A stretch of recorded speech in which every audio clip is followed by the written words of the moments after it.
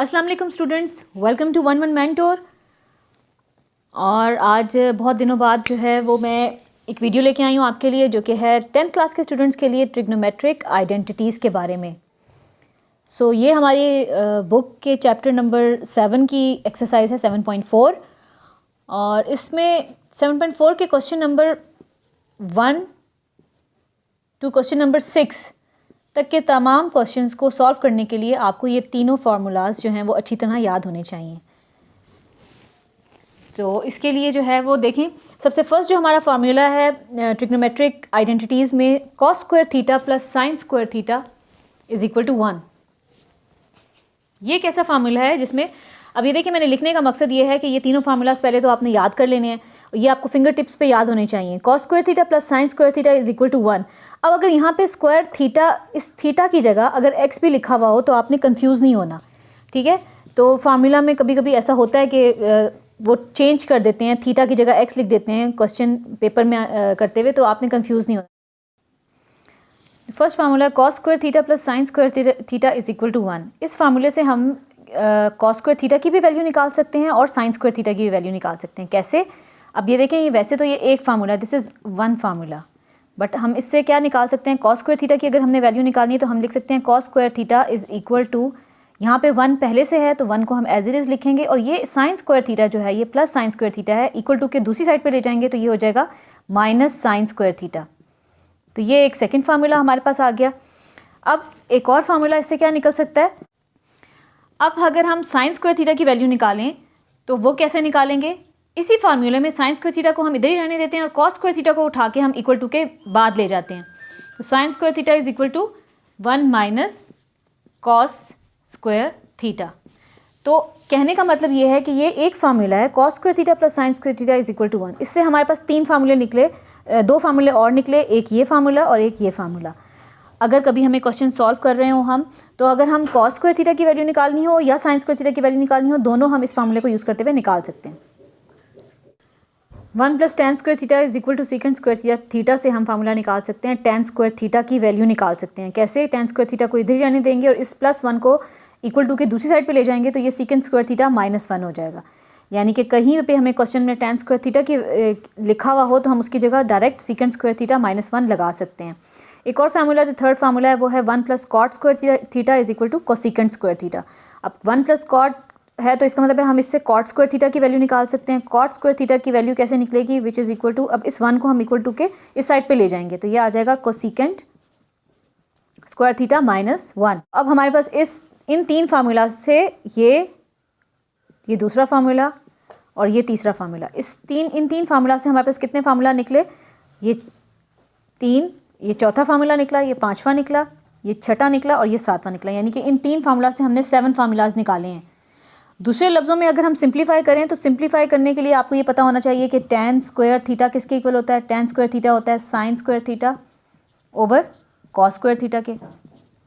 इसी तरह cot square theta किसके इक्वल होता है, cot square theta 1 over tan square theta के इक्वल होता है, ठीक है। और सिमिलरली हम देखें अब सीकेंड किसके इक्वल होता है, ये आपको पता होना चाहिए, सीकेंड स्क्वायर थीटा किसके इक्वल होता है। मैं इस तरह याद करती हूँ, जैसे सीकेंड है ना, सीकेंड एस से साइन की आवाज़ निकल रही है तो ये इसका ऑपोजिट होगा, ये होगा 1 ओवर कॉस स्क्वायर थीटा। इसी तरह कोसीकेंड है, कोसीकेंड स्क्वायर थीटा, कोसीकेंड में कॉस की आवाज़ निकल रही है तो ये इसके फार्मूला, इसकी वैल्यू क्या होगी, 1 ओवर साइन स्क्वायर थीटा, यानी कि ऑपोजिट, यानी जो आवाज़ निकल रही है सीकेंड से साइन की आवाज़ निकल रही है तो इसका ऑपोजिट कॉस होता है, तो आपने 1 ओवर कॉस स्क्वायर थीटा लिखना है। को सीकेंड से कॉस की आवाज़ निकल रही है तो इसका फार्मूला ये होगा 1 ओवर साइन स्क्वायर थीटा। ये याद रखने के लिए एक ऑप्शन आपको बता रही हूँ। तो ये इस तरह से हमारे पास ये बहुत सारे फार्मूलाज हमारे पास आ गए हैं। अब मैं आपको ये फार्मूलाज आपको याद करने हैं, अच्छी तरह इनकी प्रैक्टिस करनी है, अपने जहन में बिठाने हैं। अब हम एक्सरसाइज शुरू करते हैं, एक्सरसाइज 7.4। 7.4 में जो क्वेश्चन नंबर 1 है,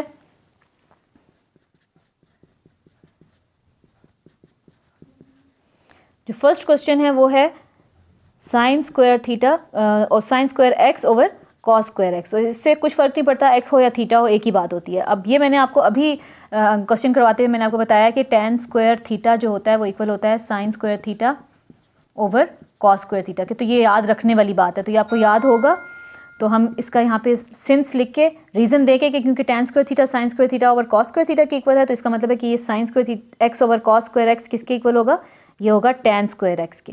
तो ये बस ये हमारा आंसर आ गया। ये बिल्कुल सिंपल सा क्वेश्चन है। इसी तरह क्वेश्चन नंबर 2 पे आते हैं। क्वेश्चन नंबर 2 है जी tan x sin x और secant x। तो ये सारी चीज़ें जो हैं वो एक दूसरे से मल्टीप्लाई हो रही हैं, तो हम लिखते हुए भी बिल्कुल मल्टीप्लाई करेंगे।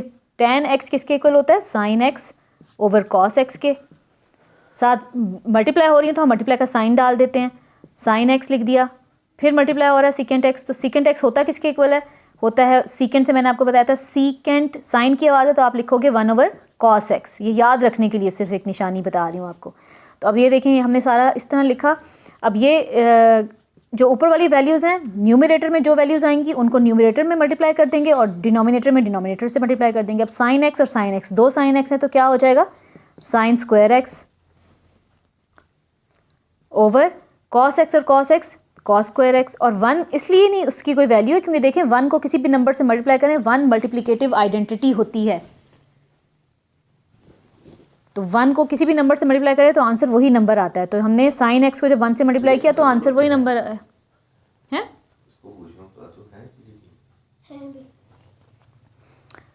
अब sin square x over cos square x हमें पहले से पता है कि sin square theta cos square theta के इक्वल है, तो हम कह देंगे this is equal to tan square x। तो ये हमारा आंसर हो गया। अब है क्वेश्चन नंबर 3।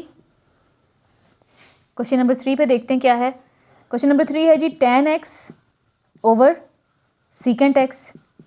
अब हमें पता है कि tan x जो है वो अगर सिंपल स्क्वायर हो तो फिर square theta over cos square theta, अगर tan x है तो हम कहेंगे सिंस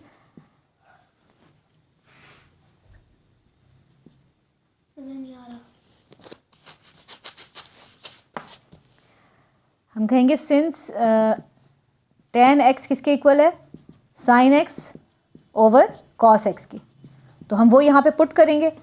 tan x की जगह लिखा sin x over cos x over, यानी ओवर के नीचे दोबारा ओवर लिखा जो कि है secant x। अब नेक्स्ट स्टेप में हम क्या करेंगे, secant x किसके इक्वल होता है, पहले हम sin x over cos x as it is उतारेंगे ओवर secant है होता है 1 ओवर cos x के। अब हमने ऐसे लिख दिया। अब आप कंफ्यूज मत नहीं होइएगा कि इसमें करना क्या है कि ओवर के नीचे ओवर्स हैं, मतलब फ्रैक्शन के नीचे एक और फ्रैक्शन है, तो हम सिंपल इसको क्या करेंगे ऐसे लिख देंगे sin x over cos x। असल में ये क्या हो रहा है, ये पूरा जो न्यूमरेटर है ये इसके डिनोमिनेटर, ये जो डिनोमिनेटर से डिवाइड हो रहा है। इसी तरह होता है ना कि ऊपर वाली वैल्यू जो होती है वो उसको हम डिवाइड करते हैं दूसरी नीचे वाली वैल्यू से, तो हमने इसी तरह लिख दिया sin x over cos x को हमने डिवाइड कर दिया 1 ओवर cos x से। और फिर डिवाइड आपको पता है कि sin x over cos x, divide के साइन को अगर मल्टीप्लाई करें तो ये वाली वैल्यू जो है ये उलट जाती है, इसका रेसिप्रोकल ले लेते हैं हम, तो ये हो जाएगा cos x ओवर 1। अब जब इस तरह हुआ तो अब ये cos x और ये cos x कैंसिल हो जाएगा और हमारे पास आंसर आ जाएगा sin x।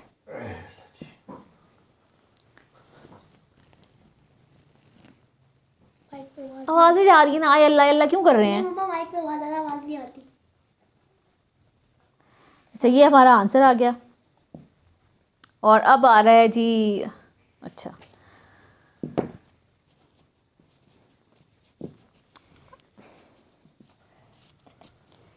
अच्छा